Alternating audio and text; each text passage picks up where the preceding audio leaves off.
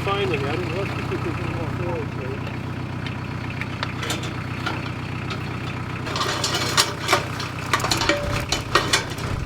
Pull this back out.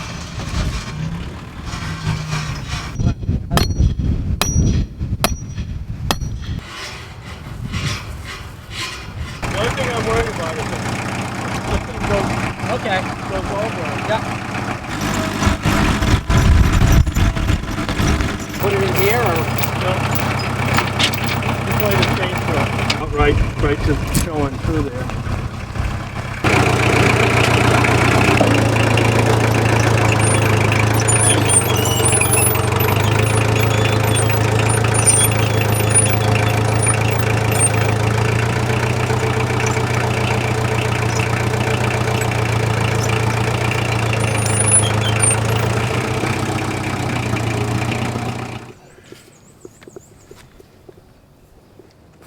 I think we're nuts. Keep them up. Yeah, we'll just get going.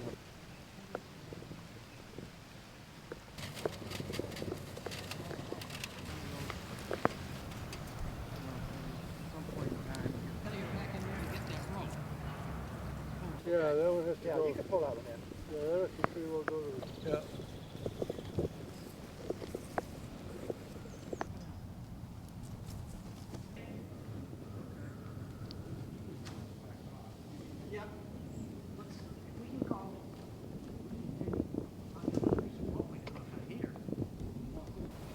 Reds. The right way? Does it go the other way?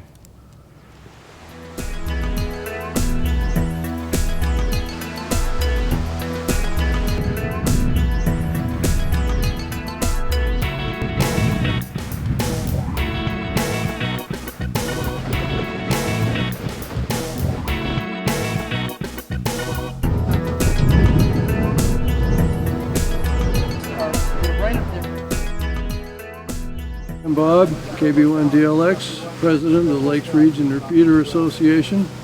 And with me is Tom Richardson. And Tom, what brings you here tonight? Well, this weekend is what's called Field Day in the amateur radio community. Amateur radio people in North and now South America are taking part in an emergency communications exercise.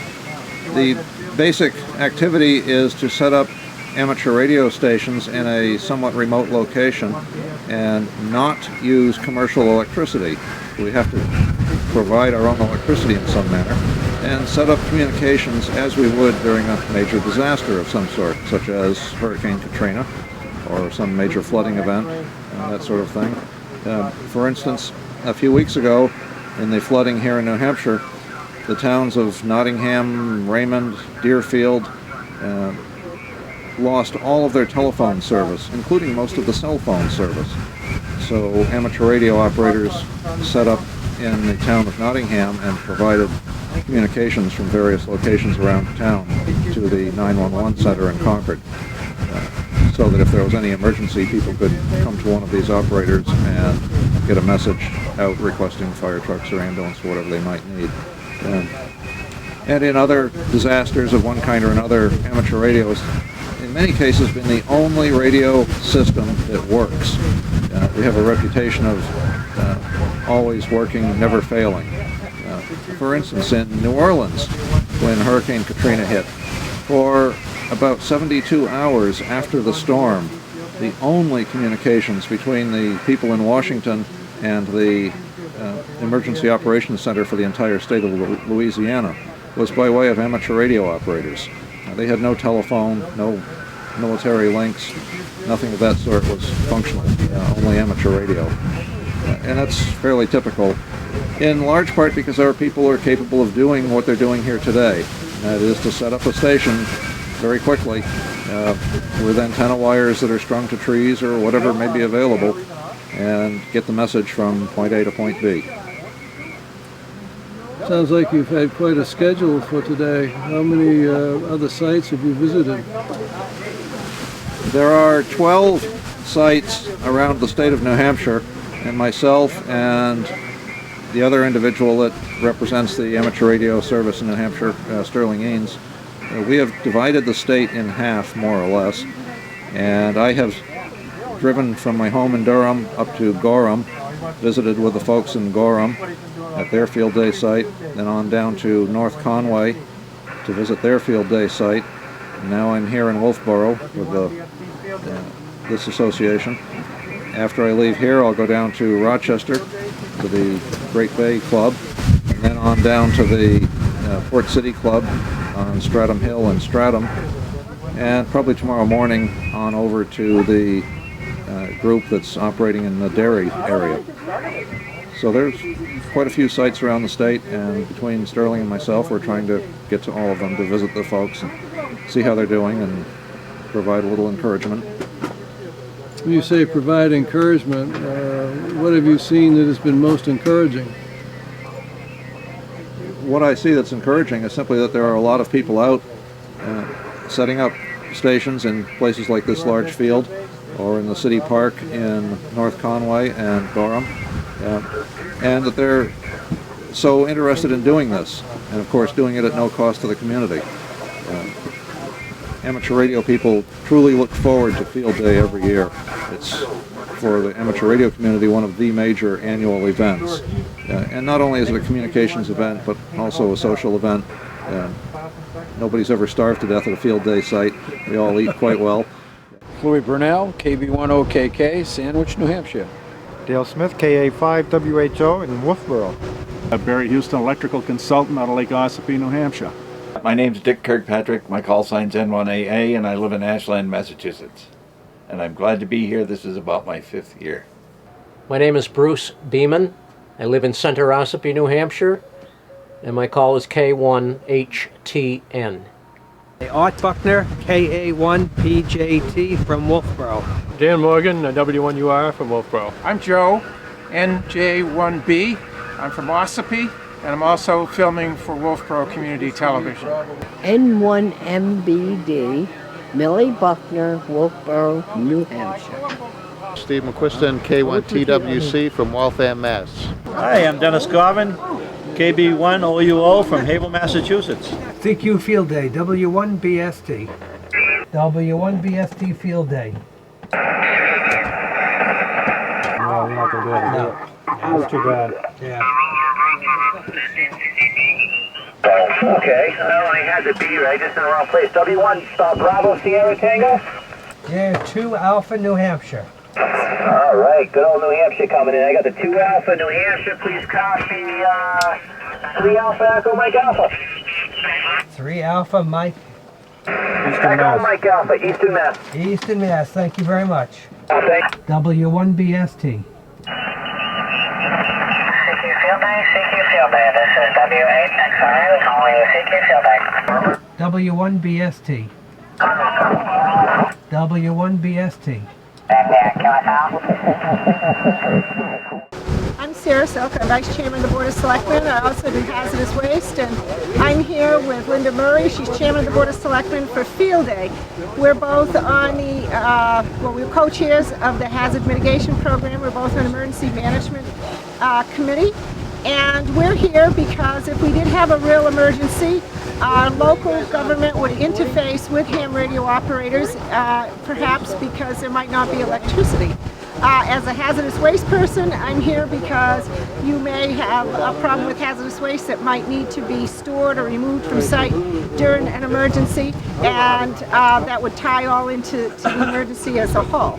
I also have to be cook for the weekend. There's no skills that can't be used in an emergency. Linda? Yeah, well, I'm out here today to see the ham radio. I've never seen this in operation before, and as Sarah said, it's very important for our emergency management plan to be able to interface with the ham radio club if for any reason we had no electricity or way to communicate. And so I'm excited to see what they were able to do out on an open field. It's interesting because in this day of technology, people think of cell phones and computers and all of those new modern things, and here we can see people using Morse code, which is a very old form of communication, as well as regular ham radio voice mic operation, and it's all run off of a generator, temporary power with temporary antennas, because in an emergency everything would have to be set up on the spot wherever you might need to go. Yeah, and I brought my grandson out here today to also see it, and he got to see Morris Code, so that was exciting. I'm sure it was. Yeah.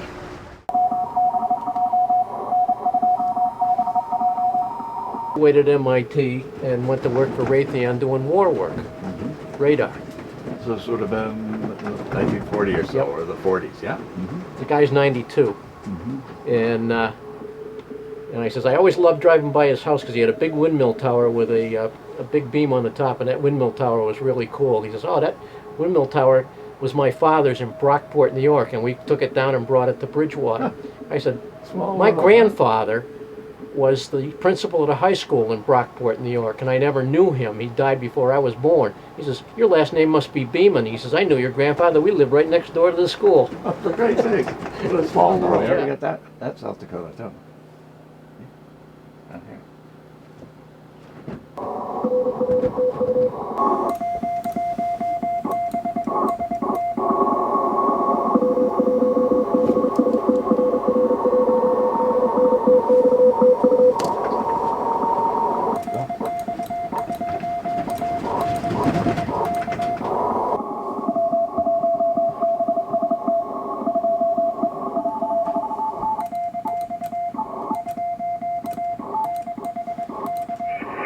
CQ contest from W1BST.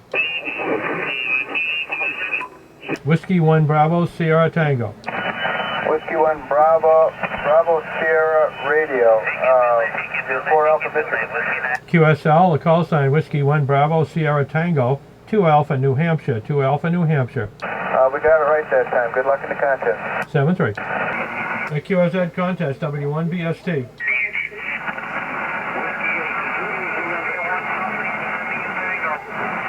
All right, W1BST, Whiskey 1 Bravo Sierra Tango, over. Bravo Sierra Tango, I got it that time. You're 1 Alpha. Okay, your call sign, you're 2 Alpha New Hampshire. 2 Alpha, my call sign is Whiskey 9 Golf. Whiskey 9 GG, thanks a lot. Good luck.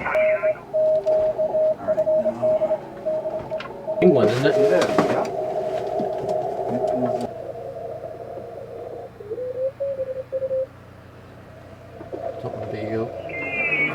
CQ Field Day, CQ Field Day, Whiskey 1, Papa, Sierra Tango. QSL, this is Whiskey 1, Bravo, Sierra Tango. You are 2 Alpha, New Hampshire. 2 Alpha, New Hampshire. Thank you, sir. QSL 418, United November Sierra Field Day. CQ Field Day, CQ Field Day, Whiskey 1, Bravo, Sierra Tango. November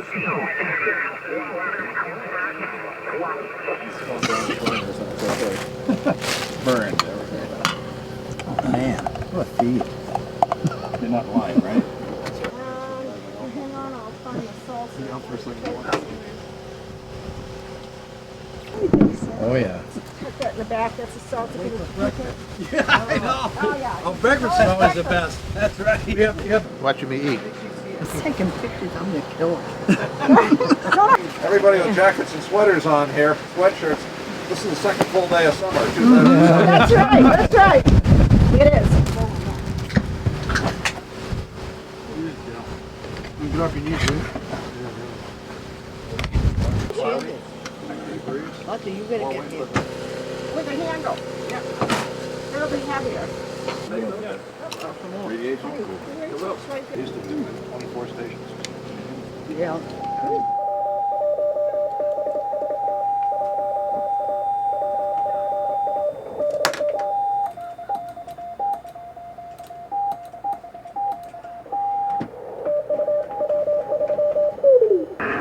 CQ Field Day, W1BST. QRZ Field Day, W1BST. W1BST from Victor Echo 9, November Delta. Victor Echo 9 November Delta, please copy 2 Alpha New Hampshire.